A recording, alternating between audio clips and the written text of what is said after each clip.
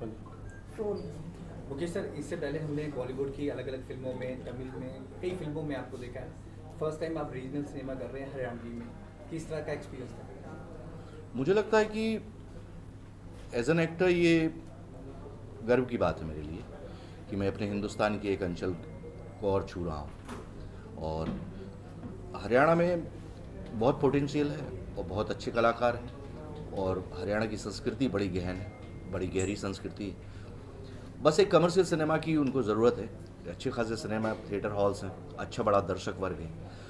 और मुझे लगता है कि लोकल टैलेंट के लिए ये बहुत अच्छा होगा कि यदि हरियाणा की जनता इस तरीके की कमर्शियल हरियाणवी फिल्म को प्यार देती है और पसंद करे, तो एक नई इंडस्ट्री पैदा होती है, नए कलाकारों को काम मिलता है और नई संभावनाएं जगती हैं। So I am really thankful to my director, my producer, my coactors कि मुझे इस योग्य समझा कि मैं इस फिल्म में काम कर सकूँ।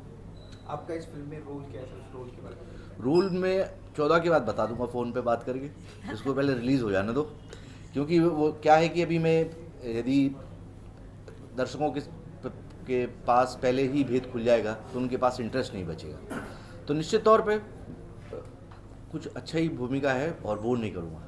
सर, इसके लिए आपने स्पेशली हरियाणवी सीखी और सीखने में किसने मदद की आपकी? काफ़ी हरियाणवी मतलब मैंने हिंदी फिल्म में भी बोली है, लेकिन अब जिस तरीके की हरियाणवी इस फिल्म में है, और जब हिंदी फिल्म में आप हरियाणवी बोलते हैं तो आप लिबर्टी ले लेते हैं, लेकिन अब टिपिकल हरियाणवी फिल्म ही बन रही है, पूरी हरियाणा की पृष्ठभूमि पे है, तो फिर आप उसका मजाक नहीं उड़ा सकते, आप उसको हल्के में नहीं ले सकते।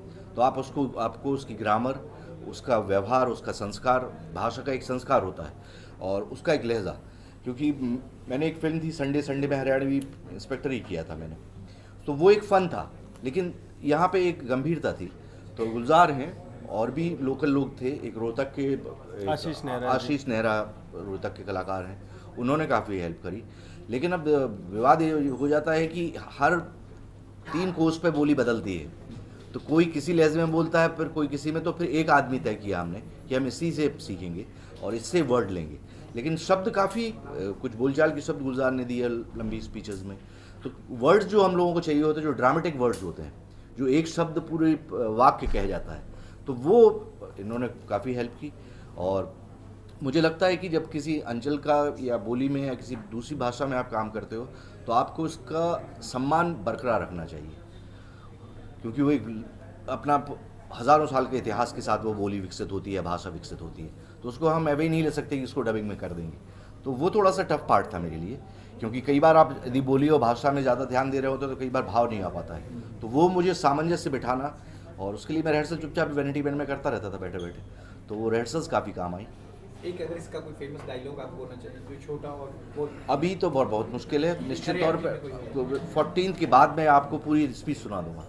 अगर अपकमिंग सर प्रोजेक्ट्स की आपकी बात करें, कौन कौन से आपके अपकमिंग? अभी तो मेरी हॉटस्टार डिज्नी पे एक वेब सीरीज़ रिलीज़ हुई है दहन, काफ़ी अच्छा ऑडियंस का रिस्पांस है। और अभी स्कैम 2003 कर रहा हूँ। और